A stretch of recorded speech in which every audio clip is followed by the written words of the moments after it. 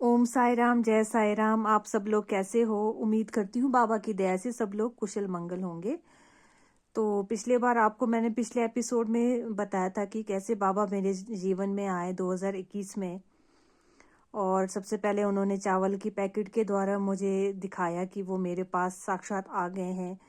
उसके बाद स्वप्न दर्शन होना, फिर वो फ्लैश लाइट का आना, अमृत बेला में उनका मुझे साक्षात दर्शन होना। फिर ये सारी चीज़ें मेरे साथ रोज़ होती रही। ये 2021 का टाइम मेरे लिए एक गोल्डन, वो कहूँगी कि गोल्डन अपॉर्चुनिटी थी, जब हर दूसरे दिन बाबा मुझे दर्शन देते थे। लेकिन इस बार मुझे वो बहुत ही कम, रेयर दर्शन देते हैं। मैं बोलती रहती हूँ, बाबा अब क्या हो गया, आप मुझे दर्शन क्यों नहीं दे रहे हो? तो वो तो अब उनकी लीला ही जाने। तो उसके बाद क्या हुआ, जैसे कि मैं कई बार एपिसोड्स में बता चुकी हूँ कि मेरे जो फादर है कैंसर के पेशेंट है।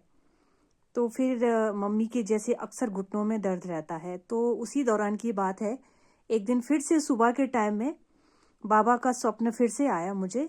तो उसमें मैं क्या देखती हूँ कि पोस्ट ऑफिस से जो है डाकिया मेरे घर आया और मेरे पास वो 3 उदी की पैकेट देके मुझे कह रहा है कि आपके लिए संदेशा आया है शिरडी से। तो मैंने उनसे पूछा कि क्या संदेशा आया है? तो मेरे हाथ में 3 पैकेट ऊदी पकड़ाते हुए कहने लगे, आपके लिए संदेशा आया है शिरडी से।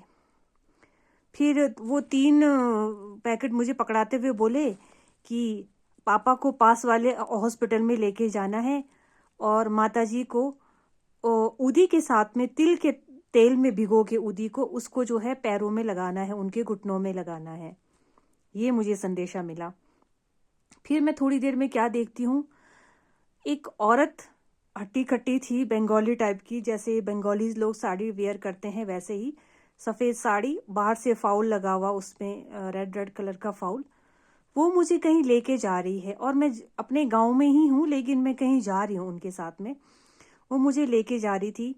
तो धीरे धीरे वो मुझे लेके गई, एक झोपड़ी जैसे के पास में पहुंच गई, जो कि दिखने में मंदिर की तरह लग रहा है, लेकिन वो घास फूस से बना हुआ है।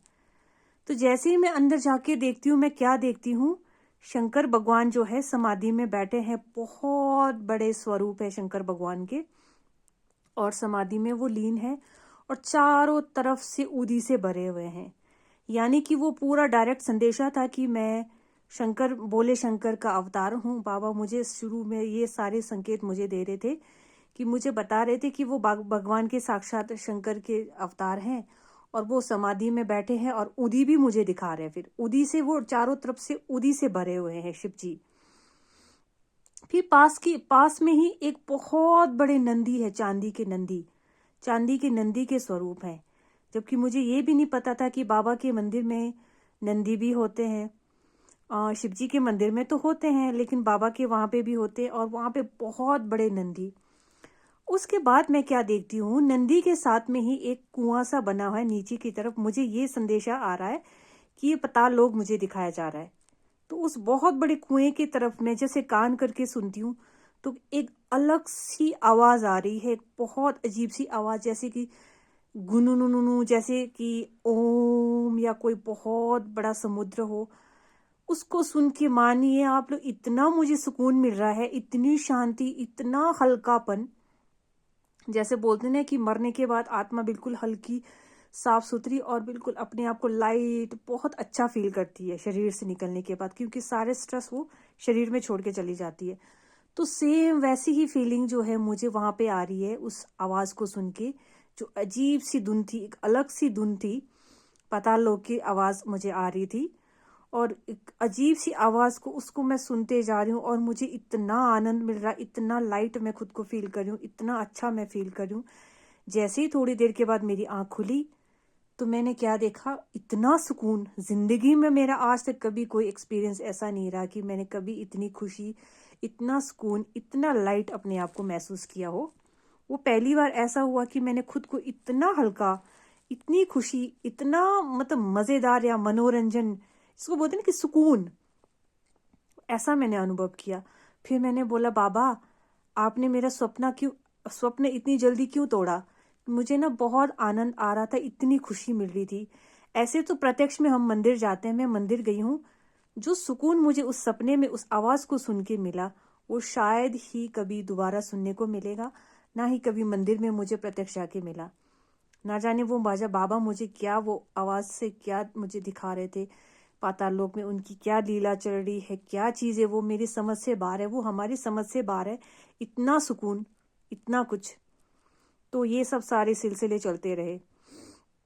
फिर एक दिन 2-3 बजे के बाद में जो है, अचानक मैं सोई भी हूँ, अब बोलते हैं ना अर्ध निद्रा, आधी नींद में आधी होश में, फिर से मैं अनकॉन्शियस, बाबा ने फिर से मुझे अनकॉन्शियस कर दिया था। और मेरे कमरे में इतनी धूप की खुशबू महकने लगी। तो हमारे 2 घर हैं, तो पुराने घर में मंदिर है और नए घर में जो है कोई पूजा पाठ नहीं होती। मैं सुबह शाम जो है वहाँ पुराने अपने दूसरे मकान में जाके पूजा करती हूँ। इतनी फ्रेगमेंस आ रही है, बाबा को मैं बोल रही हूँ, बाबा आप आ गए, मैं जानती हूँ आप आ गए। वो खुशबू इतनी महक रही है नींद में, जहाँ पे कोई पूजा पाठ नहीं होती, मेरे कमरे में महक गूंज रही है। बाबा आ रहे थे और मैं बोल भी रही हूँ, बाबा आप आ गए, मैं जान गई हूँ आप आ गए।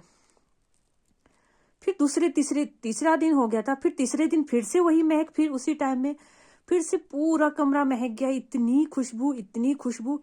फिर से अधनिद्रा में, जैसे मतलब आधी मरी सी आधी होश में, जैसे मतलब पता लग रहा है नींद में हूँ, लेकिन पता लग रहा है मुझे खुशबू आ रही है। फिर से मैं मन से बोल रही हूँ, बाबा आप आ गए, मैं जानती हूँ आप आ गए हो, पर मेरी हिम्मत नहीं हो रही है आंख खोलने की। मैं ऐसा भी बोल रही हूँ, बाबा मेरी आंख खोलने की हिम्मत नहीं हो रही है, मैं जानती हूँ आप आ गए हो, लेकिन वो तो उनकी लीला है ना, मुझे मेरी आंख कहाँ खुलने देते वो।